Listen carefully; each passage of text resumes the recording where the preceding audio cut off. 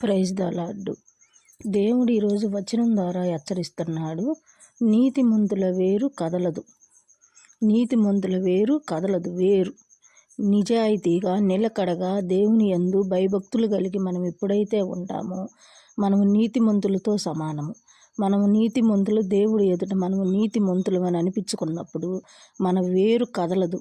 కుక్కిలేర్లతోటి గడ్డపారలతోటి ఏర్లు తవ్వుతుంటారు, కానీ మనల్ని రాతి స్తంభం వలె మనము నీతిమంతులమే.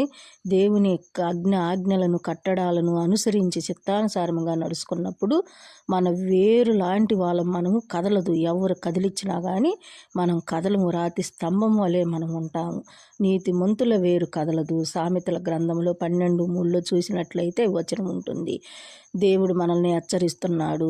మనము నిలకడగా ఎప్పుడైతే దేవుని ఎడల భయభక్తులు కలిగి దేవుణ్ణి స్తుతించుకుంటూ దేవుణ్ణి ఆరాధించుకుంటూ ప్రతి విషయంలో దేవుడు ఉన్నాడు అని చెప్పి మనం భయభక్తులు కలిగి మనం నడుచుకుంటాము. నీతి మార్గంలో మనల్ని ఎవ్వరూ కదల్చలేరు.